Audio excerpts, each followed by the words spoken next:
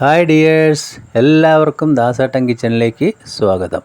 എല്ലാവർക്കും സുഖമാണല്ലോ. ഇന്നത്തെ എൻ്റെ റെസിപ്പി ഒരു ചിക്കൻ മപ്പാസാണ്. വീഡിയോ ഇഷ്ടപ്പെട്ട് കഴിഞ്ഞാൽ ഒന്ന് ലൈക്ക് ചെയ്യണേ. പിന്നെ ആദ്യമായിട്ട് കാണുന്ന കൂട്ടുകാരുണ്ടെങ്കിൽ ഒന്ന് സബ്സ്ക്രൈബ് ചെയ്യുക. കൂടെ ബെല്ലൈക്കൺ അമർത്തി ഓൾ എന്ന ഓപ്ഷൻ കൂടി ഒന്ന് കൊടുക്കണേ. അതുണ്ടാക്കാനായിട്ട് ഞാനിവിടെ ഒരു 3/4 കിലോ കോഴി ഇറച്ചി എടുത്തിട്ടുണ്ട്. കഴുകി വൃത്തിയാക്കിയാണ് കട്ട് ചെയ്ത്. പിന്നെ ഇതാ ഒരു 3/4 നാളികേരമുണ്ട്. അത് നമുക്ക് പാലെടുക്കണം, 1-2 പാലായിട്ട് എടുക്കണം. ചെറിയ തേങ്ങയാണെങ്കിൽ ഒരെണ്ണം എടുക്കാം. അപ്പോൾ ഒരു പാത്രം അടുപ്പത്ത് വെച്ചിട്ടുണ്ട്. അതിലേക്ക് 2 സ്പൂണ് വെളിച്ചെണ്ണ ചേർത്ത് കൊടുത്തിട്ടുണ്ട്. എണ്ണ ചൂടാകുന്ന സമയത്ത് ഒരു സവോള അരിഞ്ഞതും ഒരു 15ഓളം ചുവന്നുള്ളിയും ഒരു 8 വെള്ളുള്ളി അരിഞ്ഞതും ചേർത്ത് കൊടുക്കുക. പിന്നെ ഒരു കഷ്ണം ഇഞ്ചി പൊടിയായി അരിഞ്ഞതും ഒരു 5 പച്ചമുളക് നെടുകെ കീറിയതും ചേർത്ത് കൊടുക്കാം. എന്നിട്ടത് ലോ ടു മീഡിയം ഫ്ലെയിമിലിട്ട് നമുക്കൊന്ന് വഴറ്റിയെടുക്കണം. ഇനി അതൊന്ന് വഴന്നു വരാനായിട്ട് അല്പം പൊടിയോ കൂടി ചേർത്ത് കൊടുത്തിട്ടുണ്ട്. അധികം അങ്ങോട്ട് നമുക്ക് ഒരുപാട് വഴന്നു വരേണ്ട ആവശ്യമൊന്നുമില്ല.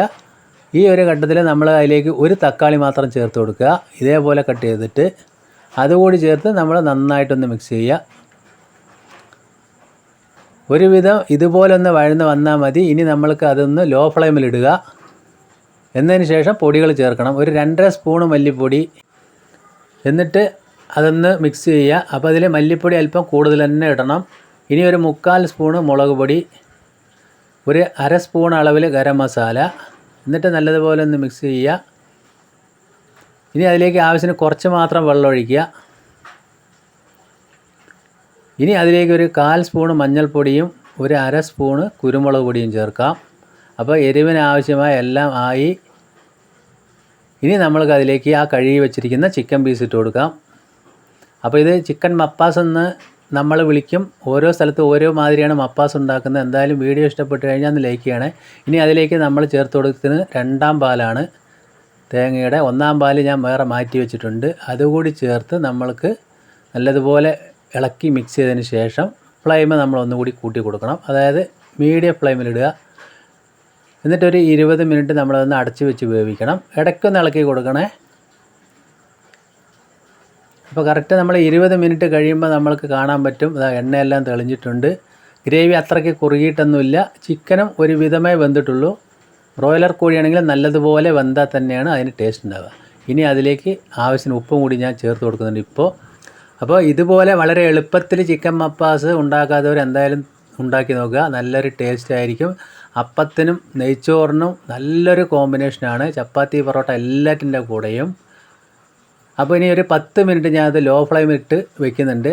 10 മിനിറ്റ് കഴിഞ്ഞപ്പോൾ നമ്മൾക്ക് കണ്ടാലറിയാം ശരിക്കും അതൊന്ന് ഗ്രേവി എല്ലാം കുറുകി വന്നിട്ടുണ്ട്. അതായത് നമ്മൾക്ക് പൊറോട്ടയ്ക്കും ചപ്പാത്തിൻ്റെ കൂടെ കഴിക്കാൻ അല്പം ഗ്രേവി എന്തായാലും വേണം. ഈ സമയത്ത് നമ്മൾ 1ാം പാൽ കൂടി ചേർത്ത് കൊടുക്കാം. ഇതൊരു 1/2 ഗ്ലാസിൻ്റെ അടുത്തേ ഉണ്ടാവുള്ളൂ, 1/2 ഗ്ലാസ്സിൽ താഴെ ഉണ്ടാവുള്ളൂ. അതുകൂടി ചേർത്ത് നമ്മളൊരു 2 മിനിറ്റ് ഒന്ന് തിളപ്പിച്ചെടുക്കാം. അപ്പോൾ ഇത് നമ്മൾ നല്ലതുപോലെ ഒന്ന് തിളപ്പിക്കുക. ഈ സമയം ഞാൻ ഒരു കൈപ്പിടി മല്ലിയില ചേർത്ത് കൊടുക്കുന്നുണ്ട്. മല്ലിയില ചേർത്ത് നല്ലതുപോലെ ഒന്ന് മിക്സ് ചെയ്തിട്ട് നമ്മൾക്ക് അതിൻ്റെ ഫ്ലെയിം ഓഫാക്കി വെക്കാവുന്നതാണ്. ഇനി അത് ചൂടാറുമ്പോൾ ഗ്രേവി നല്ലപോലെ ഒന്ന് കൂടി കുറുകി വരും. അപ്പോൾ ഈ സമയത്ത് ഞാനത് ഫ്ലെയിം ഓഫാക്കി കൊടുത്തിട്ടുണ്ട്. ഇനി നമുക്ക് അതിലേക്ക് ഒരു വറവാണ് ഇട്ട് കൊടുക്കുന്നത്. അപ്പോൾ ഒരു ഫ്രൈ പാൻ അടുപ്പത്ത് വയ്ക്കുക. 1.5 സ്പൂണ് വെളിച്ചെണ്ണ ഒഴിച്ച് കൊടുത്തിട്ടുണ്ട്. തീ ലോ ഫ്ലെയിമിലിടുക. എണ്ണ ചൂടാകുന്ന സമയത്ത് ഒരു 10ഓളം കശുവണ്ടി ഇതുപോലെ 2ആയി പിളർന്ന് ഇട്ട് കൊടുക്കുക. ഇനി അതിലേക്ക് ഒരു 4 വറ്റൽമുളക് കട്ട് ചെയ്തതും ഒരു പിടി കറിവേപ്പിലയും, അതായത് ഒരു തണ്ട് മതി കറിവേപ്പിലയും ചേർത്തിട്ട് നമ്മൾ ആ മപ്പാസിലേക്ക് ഒഴിച്ചു കൊടുക്കാം.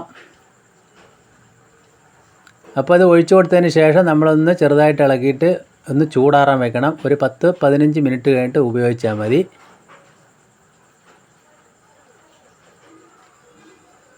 ഇപ്പോൾ ഞാൻ ഒരു 15 മിനിറ്റോളം വെച്ചിട്ടുണ്ട്. 15 മിനിറ്റ് കഴിഞ്ഞപ്പോൾ നല്ലതുപോലെ കണ്ടില്ലേ, നല്ല കുറി സെറ്റായിട്ട് വന്നിട്ടുണ്ട്. എന്തായാലും നിങ്ങൾ ഇതുപോലെ ഒന്ന് ട്രൈ ചെയ്ത് നോക്കണം.